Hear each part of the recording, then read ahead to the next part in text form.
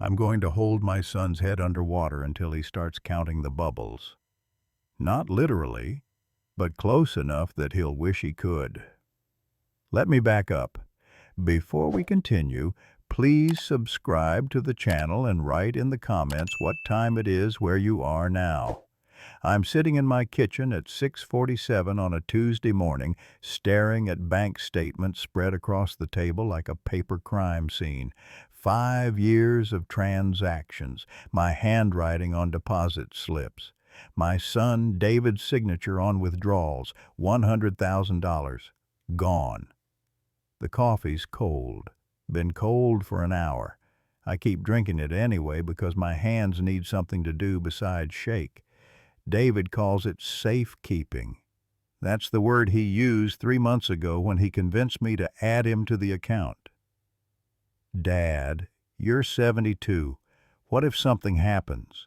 What if you have a stroke and we can't access your money for medical bills? Made sense at the time. My wife Helen died 2 years back. Aneurysm. Dropped in the grocery store between frozen peas and ice cream. David was good to me after. Called every Sunday. Helped clean out her closet. Held my hand at the funeral. Guess that was the down payment on this. I found out by accident. Went to withdraw money for a new water heater last week. Mine's been making sounds like a dying cat for months. Teller looked confused. Mr. Patterson, your balance is quite low. Low? That's what she said. Not empty. Low.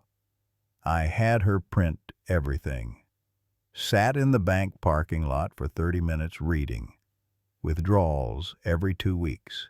Sometimes 5,000, sometimes 8. Always just under 10,000 because that triggers automatic reporting. Smart. My son's smart. The amounts varied, but the pattern didn't.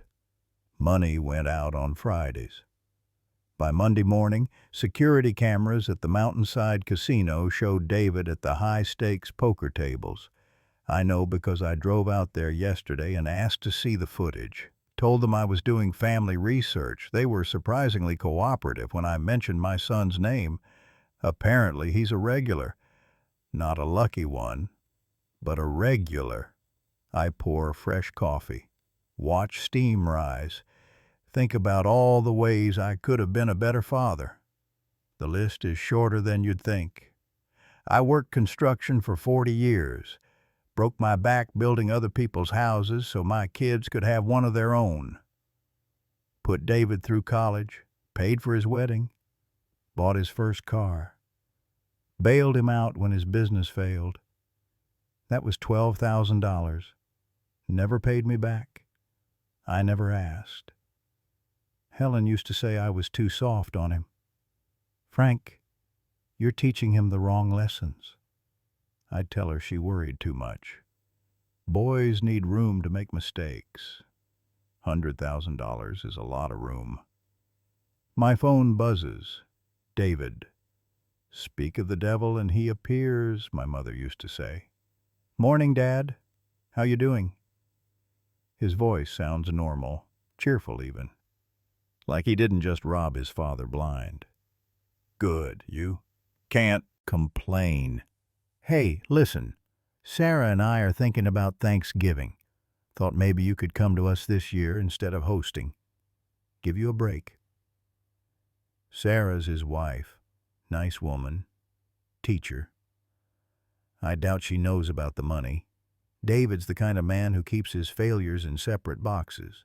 Doesn't let them touch. That'd be fine, I say. Great. Sarah's excited.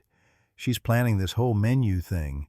Turkey, obviously, but also this cranberry situation she saw on Pinterest. Sounds good. Pause. I can hear him breathing. You okay, Dad? You sound weird. Just tired.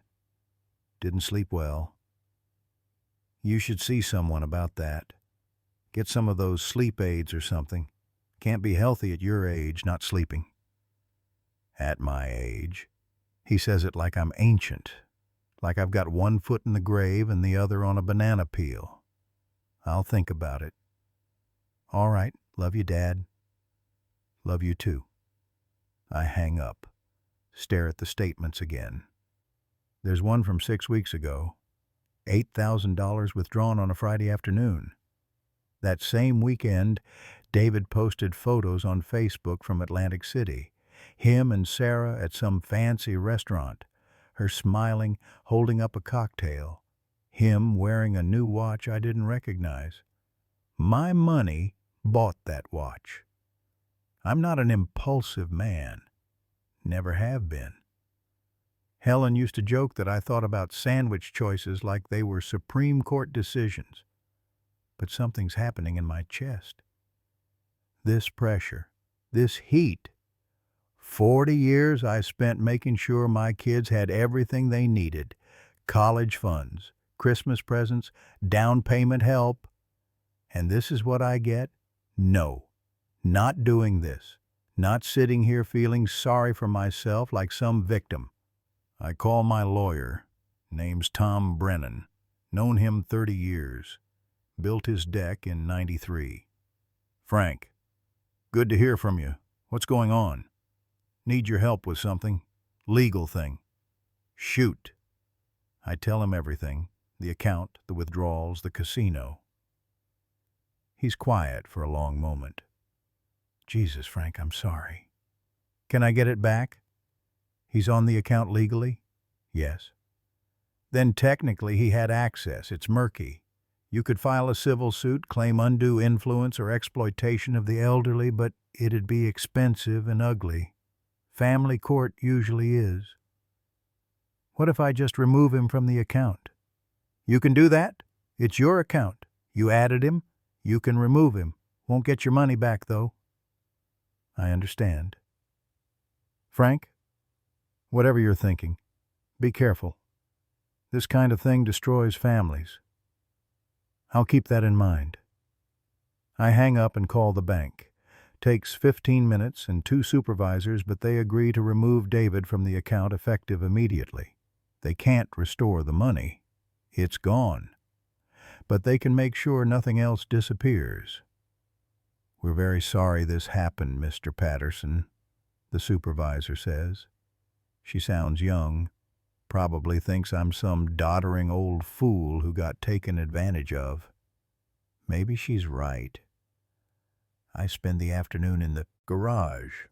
I built it myself in '87, added insulation in '92, replaced the roof in 2008. It's full of tools I've collected over 40 years.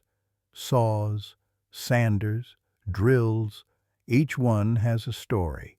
The circular saw I used on the Morrison house, the level from the church renovation, the nail gun Helen bought me for my 50th birthday.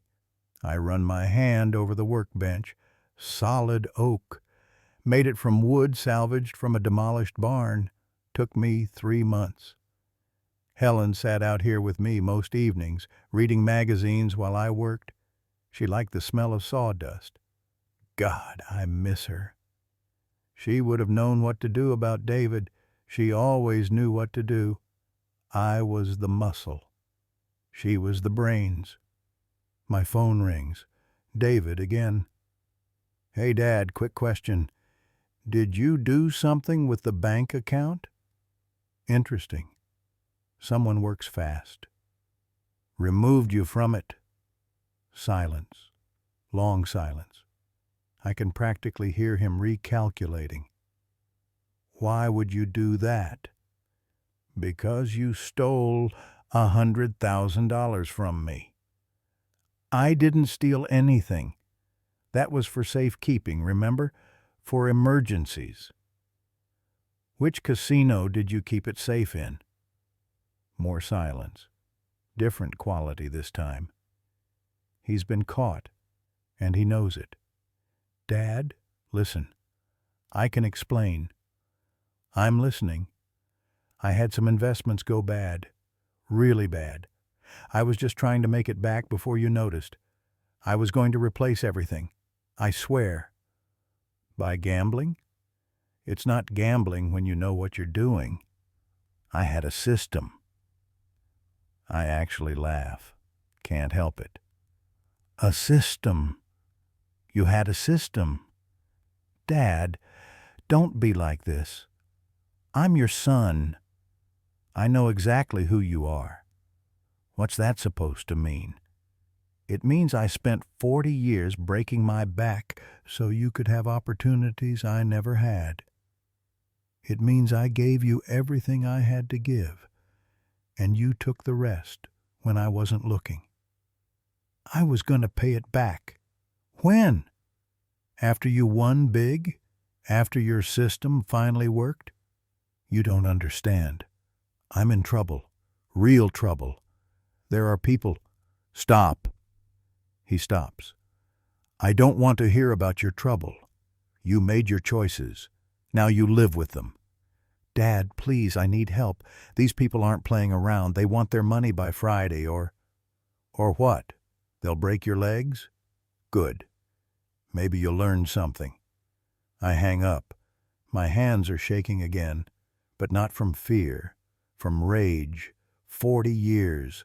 40 goddamn years. The phone rings immediately. David. I silence it. It rings again. Silence. Again. I turn it off. The garage is quiet. Outside, wind moves through the maple tree Helen planted when David was born.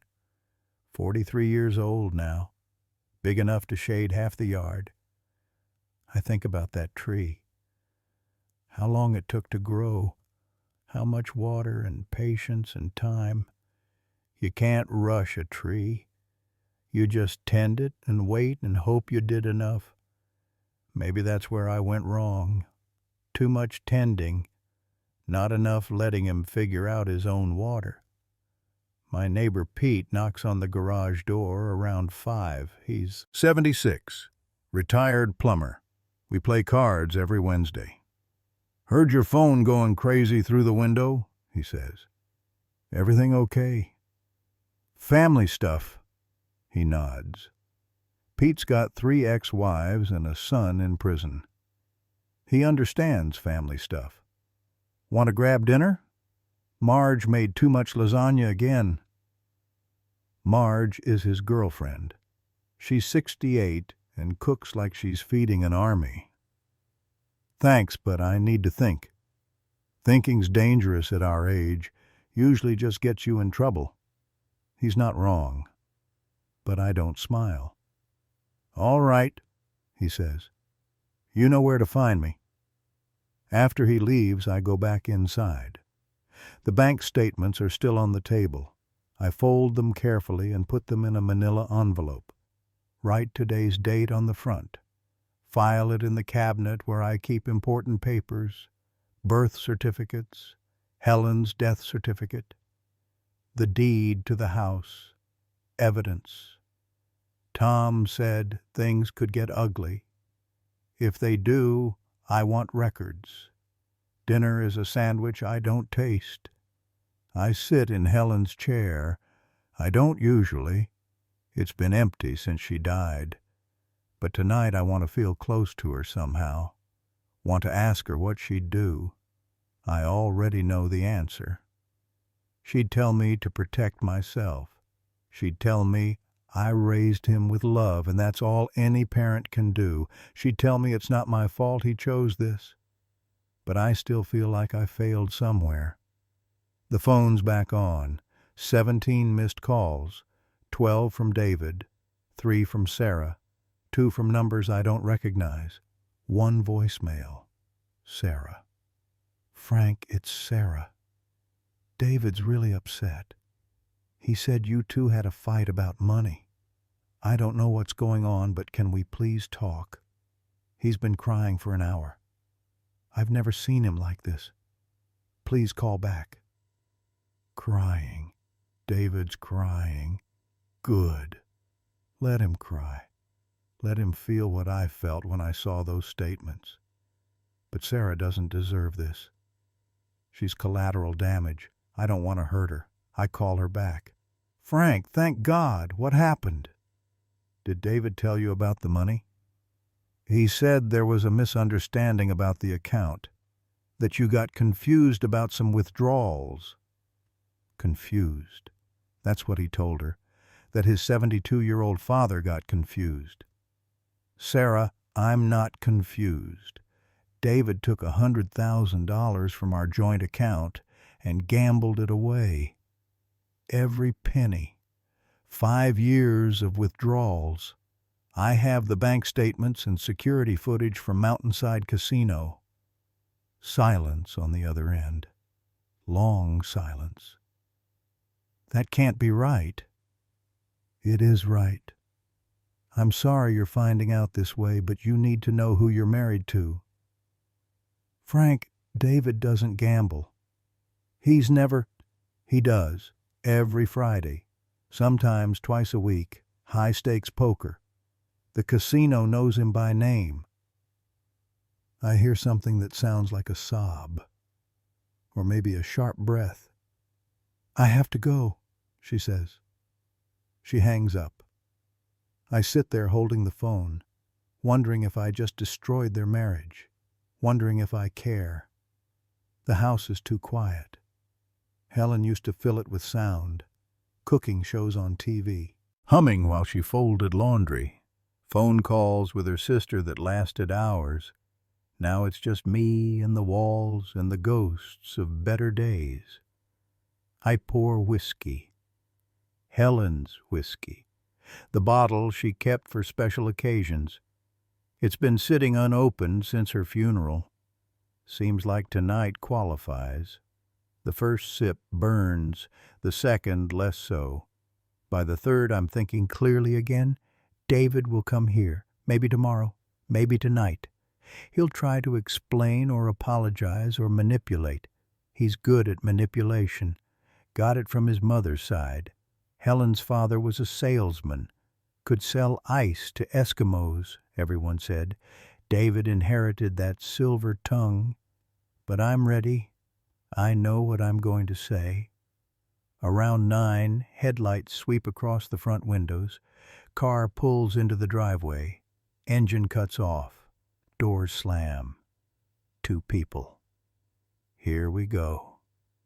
Doorbell rings. I don't get up right away. Let them wait.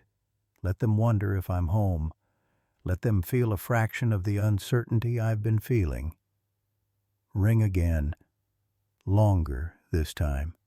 I open the door. David and Sarah. She's been crying. Eyes red.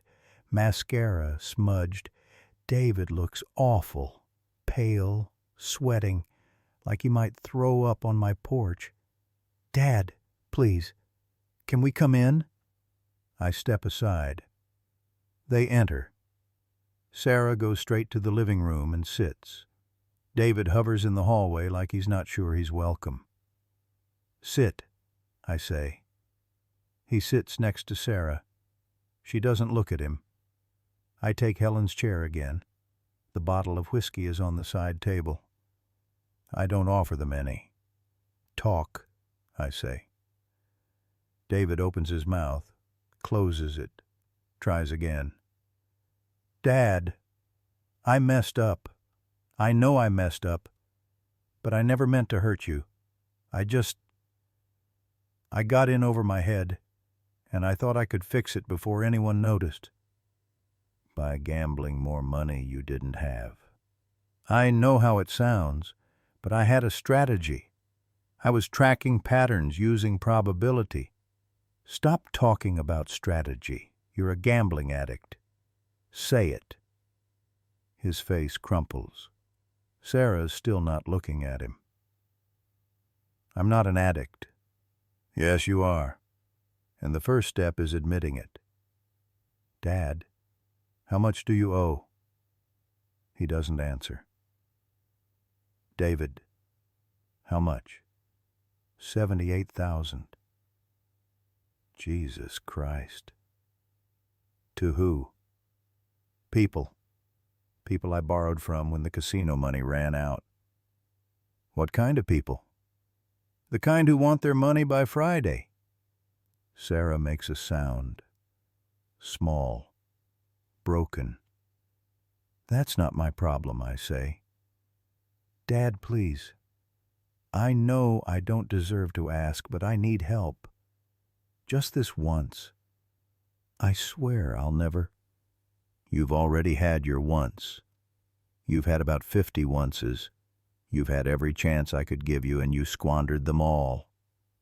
I'll pay you back. I'll get a second job. With what? You're already in debt up to your eyeballs. You make what, $90,000 a year? Sarah makes 45. That's good money. More than I ever made. How the hell are you this broke? He doesn't answer because there is no good answer. I look at Sarah. She's staring at the floor. Did you know about any of this? She shakes her head. I thought we were saving. He said we had $40,000 in the bank for a down payment on a house. You don't, I say. You have nothing. Probably less than nothing if his credit cards are maxed out. She closes her eyes. David's crying now. Real tears. Not manipulation. Genuine fear. Dad, these people are serious. They know where we live. They've been calling, making threats. If I don't pay them by Friday, you'll figure it out. How? How am I supposed to come up with $78,000 in 3 days? Not my problem. I'm your son. The words hit like a slap. I stand up. They both flinch. You're right. You're my son, and I loved you enough to give you everything. My time, my money, my trust. And you stole from me. You lied to me. You called me confused to your wife like I'm some senile old man who can't remember his own bank account. I didn't mean that. I was scared. I didn't know what to say. You could have said the truth. You could have come to me 5 years ago and told me you had a problem. I would have helped you then, would have gotten you into therapy or rehab or whatever you needed, but instead you snuck around and stole and lied. And now you're standing in my living room asking me to bail you out again. Dad, no, I'm done. I'm done being your ATM. I'm done being your safety net. You want to be a man? Act like one. Face your consequences. Sarah stands up. Frank, I understand you're angry. You have every right to be. But David's life is in danger. These people he owes money to, they're not going to just forget about it. Then maybe he should go to the police. I can't go to the police. David's on his feet too. Do you know what they'll do to me? No, and I don't care. His face changes. The fear turns to anger. Good. Anger I can work with. Better than tears. You know what? Fine. You want to watch your son get killed? Fine. At least I'll know where I stood. At least I'll know you cared more about your precious money than your own flesh and blood. Don't you dare. Don't you dare try to make this about me. You did this. You chose this. Every single withdrawal, every single bet, every single lie. That was you. Not me. I'm your son. Then act like it. Act like someone I raised. Because right now, I don't recognize you. Sarah's crying again. David's shaking. I feel like my chest is going to explode. Get out, I say. Dad, get out of my house. They leave. Sarah first. David lingers in the doorway like he wants to say something else, but he doesn't. He just goes. I close the door, lock it, deadbolt it, chain it. Then I lean against it and slide down until I'm sitting on the floor. The whiskey's still on the side table. I can see it from here.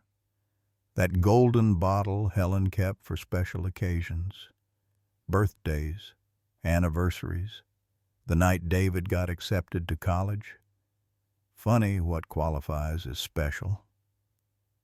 I don't know how long I sit there, long enough for my back to ache, long enough for the headlights to fade, long enough to wonder if I just made the biggest mistake of my life. But I'm not wrong. I know I'm not wrong. Helen's voice in my head, clear as day. You did the right thing, Frank. You can't save someone who doesn't want to be saved. I loved that woman. Still do. Eventually, I get up, pour myself another drink, sit in her chair, look at the photos on the mantel. David as a baby. David's first day of school. David graduating college. Sarah and David's wedding. All those moments. All that love. Where did it go? My phone buzzes. Text from a number I don't recognize. Mr. Patterson, my name is Marcus Chen. I'm a collections manager for certain financial interests your son owes money to. We need to have a conversation. Please call me at your earliest convenience. Collections manager. That's what they're calling themselves now. I delete the text, block the number. 20 minutes later, another text. Different number. Frank, this is important. David's situation is time sensitive. We can come to an arrangement if you're willing to discuss terms. I block that one too. They keep coming. Different numbers, same message. All polite, all professional, all threatening underneath. I turn my phone off again. The house settles around me. Creaks and groans I know by heart. The loose board in the hallway, the pipe that ticks when the heat kicks on, the way the windows rattle in strong wind. I built most of this house myself. Extended the kitchen in '94, finished the basement in '98, replaced the furnace in 2003. This house is me, my sweat, my time, my life. And David wanted me to risk it, wanted me to take out a second mortgage or drain my retirement or sell it outright, all to cover his mistakes. No, this is my line in the sand.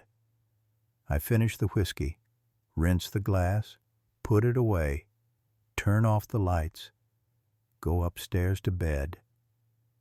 Helen's side is still empty. I've thought about removing her things. The nightstand with her reading glasses and her bookmark and a novel she'll never finish, the bathrobe hanging on the back of the bathroom door, the slippers under the bed. But I can't. They're all I have left of her. I lie in the dark and think about David, about Sarah, about those men who want their money. Part of me is scared they'll come here, break in, hurt me, demand payment. But a bigger part of me doesn't care. Let them come. I'm 72 years old. I've lived a good life, built things, loved people. If they want to take what's left, fine. But they won't get my house. They won't get a damn thing. I fall asleep thinking about Helen, about the way she laughed at my jokes even when they weren't funny, about the way she held my hand while we walked, about the way she said my name, Frank, like it meant something. When I wake up Thursday morning, there's a car parked across the street, black sedan, tinted windows. It's been there since 7. I know because I know Been watching since 6:30. They're not subtle. I make coffee, eat toast, shower, get dressed. The car doesn't move. Around 9, Pete calls. You got company? I see them. Want me to call the police? And tell them what? Someone's parked on a public street? Frank, what the hell is going on? I tell him. All of it. The money. David. The threats. He listens without interrupting. Jesus, he says when I'm done. Your boy really stepped in it. He did. You need help? With what? I don't know. Moral support? Witness? I got a shotgun if it comes to that. Despite everything, I smile. I'm fine, Pete, but thank you. All right, but I'm watching. Anything weird happens, I'm calling the cops and coming over with the gun, in that order. Noted. The car stays put all morning. Around noon, someone gets out. Big guy, suit, sunglasses. He walks up to my door and knocks. I don't answer. He knocks again. Harder. Mr. Patterson, I know you're home. Your neighbor's been staring at me for 3 hours. That's Pete, subtle as a brick. I just want to talk, the man says. 5 minutes. That's all I'm asking. I open the door, keep the chain on. Talk. He's younger than I expected, maybe 35, clean cut, could be selling insurance. My name's Marcus. We spoke via text. I deleted your texts. I understand. Look, I'm not here to threaten you. I'm here to find a solution. The solution is my son pays his debt. He can't. He doesn't have the money. Then that's his problem. Marcus sighs, looks back at the car, looks at me. Mr. Patterson, I'm going to be straight with you. The people I work for don't forgive debt. They're willing to negotiate terms, but someone has to pay something. If David can't pay, they'll look to his family. That means you. I don't owe them anything. Legally? No. Practically? You might want to reconsider that position. Is that a threat? It's reality. Your son borrowed money. He used your name as a reference. Said you'd vouch for him. Said you had assets. That son of a bitch. He lied. Maybe, but my employers did their homework. They know about this house. Know it's paid off. Worth about $280,000, more than enough to cover the debt plus interest. Get off my porch. Mr. Patterson, I said get off my porch before I call the police. He raises his hands, placating. All right, I'm going. But think about what I said. You've got until tomorrow at 5. After that, things get complicated. He walks back to the car, gets in. They drive away. I close the door, lock it. My hands are shaking again. $280,000. They want my house. David told them I'd vouch for him. Used me as collateral. I called Tom Brennan. Frank, what's wrong? You sound terrible. I tell him about Marcus, about the car, about the threats. Jesus Christ. Okay, listen to me. You need to go to the police right now. File a report. Get this on record. What good will that do? It establishes a paper trail. If anything happens to you or your property, there's documentation of who threatened you. They didn't threaten me. They asked me to pay my son's debt. That's extortion, Frank. These people are criminals. Let the police handle it. The police can't make David's debt disappear. No. But they can protect you. I don't know if I believe that. But I go anyway. The police station is downtown. Small building, 3 officers on duty. I tell them everything. They take notes, ask questions, act concerned. But I can see it in their eyes. They think I'm just another old man who raised a screw-up kid. "We'll increase patrols in your neighborhood," the sergeant says, "and we'll try to locate these individuals. But unless they do something illegal on camera, our hands are tied. They threatened my house. They suggested you could help your son with a debt. That's not technically a threat. It's lousy, but it's not illegal. So I'm just supposed to wait until they break in?" "We'll do what we can, Mr. Patterson. In the meantime, keep your doors locked. Install security cameras if you can. And call us immediately if they approach you again." I leave. Drive home. The black sedan is back. This time, I don't go inside. I walk right up to the car. Knock on the window. It rolls down. Marcus in the passenger seat. Another guy driving. "Tell your bosses I'm not paying a goddamn cent. David made his bed. He can die in it for all I care. You want to threaten me? Fine. But I've been through 2 knee surgeries, a triple bypass, and watching my wife die. You think I'm scared of you?" Marcus doesn't smile, but something in his eyes shifts. "Message received," he says. They drive away. Pete's on his porch when I turn around. He's holding his phone. "Got the whole thing on video," he says. "Just in case." "Thanks." "You sure you're okay?" "No, but I will be." That night, I don't sleep.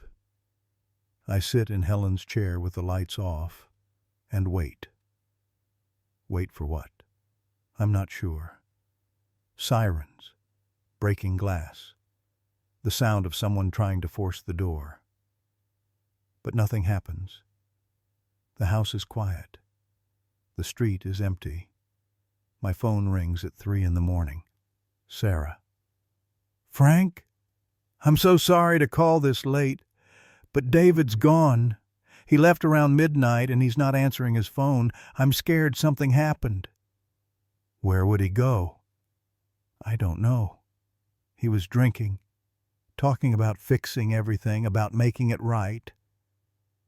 Frank, I think he's going to do something stupid." I'm up before she finishes the sentence, pulling on pants, finding my keys. "Where are you?" "At home. Should I call the police?" "Not yet. Let me look first." I drive to the casino. It's 40 minutes away. I make it in 30. The parking lot is half full. Late-night gamblers, people with problems. People like David. I find him at the poker table. He's down to his last few chips. Face red. Eyes glazed. Drunk or desperate or both. I stand behind him and watch. He goes all in on a pair of 6s, loses, slams his hand on the table. The dealer says something. David tells him to fuck off. Security starts moving. I step in. "He's with me," I say. "We're leaving." David sees me. His face crumbles. "Dad, what are you—" "We're leaving." I take his arm. He doesn't resist. Security watches us go. In the parking lot, David breaks down. Full-on sobbing. The kind that shakes your whole body. "I can't fix this. I can't fix any of it. They're going to kill me, Dad. They're really going to kill me." I don't say anything. Just let him cry. After a while, he calms down enough to talk. "I'm sorry. God, Dad, I'm so sorry. I never meant for it to get this bad. I just kept thinking I could win it back. One big hand, one good night, but it never came. It never does. I know that now. We stand there. Cold November air. Parking lot lights buzzing. The smell of cigarette smoke drifting from somewhere. "What am I going to do?" he asks. "You're going to get help. Real help. Not money. Therapy. Rehab. Whatever it takes to get clean. I don't have time for that. Friday is tomorrow." "Then you need to run." He looks at me. "What?" "You heard me. Run. Get in your car and drive. Don't tell anyone where you're going. Not Sarah, not me, nobody. Find a new town, a new job, a new life. Start over. I can't just leave. You can't stay. They'll kill you, or worse." "What about Sarah?" "She'll be fine. She's not responsible for your debt. They have no leverage over her." "I can't abandon her." "Then you're going to get her killed too." That lands hard. I can see it in his face. "Take my truck," I say. Hand him the keys. "It's older, less traceable. Leave your car here. They'll think you're inside." "Dad, I can't take your truck." "Yes, you can. It's full of gas. There's $200 in the glove box. It'll get you far enough to figure out your next move." "What about you?" "I'll be fine. I'm an old man. They have no reason to hurt me." That's a lie. But he needs to believe it. He takes the keys, hands shaking. "Thank you," he whispers. "I don't deserve this, but thank you." "No, you don't." He gets in the truck, starts it, looks at me one more time. "I'll pay you back. Somehow. Someday. I swear." I don't believe him, but I nod anyway. He drives away, taillights disappearing into the dark. I stand there for a long time.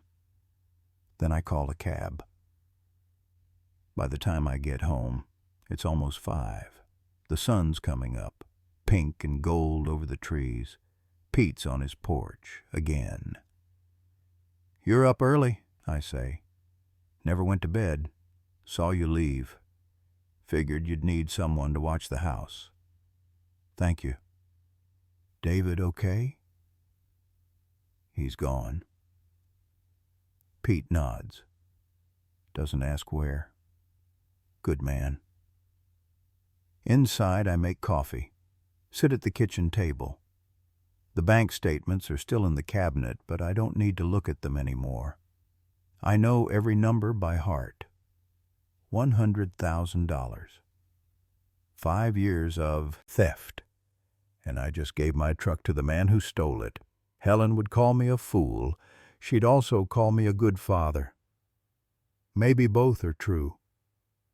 Friday comes and goes. Nobody shows up. No more texts. No more calls. The black sedan doesn't return. Sarah calls Saturday morning. "Did you see him?" "Yes." "Where is he?" "I don't know." And that's the truth. She's quiet for a moment. "Is he alive?" "He was, when I saw him last." "Thank God." "Frank, I'm so sorry. For everything. I had no idea. I should have paid more attention. Should have asked more questions." "It's not your fault." "It feels like it is." "It's not." She thanks me, hangs up. I don't hear from her again for a long time. The men David owes never come back. Either they figured out he's gone or they decided it wasn't worth the trouble. Either way, I'm off their radar. But the money's still gone. And so is my son. I sell the riding lawnmower to pay for a new water heater. The old one finally dies on a Tuesday. Fitting. Tom helps me with the legal work to officially remove David from all my accounts. It takes 6 weeks and costs $800. Worth it. Pete and I still play cards on Wednesdays. He doesn't mention David unless I bring it up, which I don't. Spring comes, then summer. The maple tree in the yard blooms full and green. Helen would have loved it. I get a postcard in August. No return address. Just a picture of mountains and one sentence. "I'm sorry, Dad." I put it on the fridge next to Helen's grocery list that I never took down. That's enough. Some things you can fix, some things you can't. The trick is knowing which is which. I loved my son, still do. But love doesn't mean paying for someone else's mistakes forever. Helen knew that. Took me 72 years to figure it out. If you like this story, please like it, subscribe to the channel, and share your impressions in the comments. To listen to more stories, click on the window on the right. Thank you for being with us with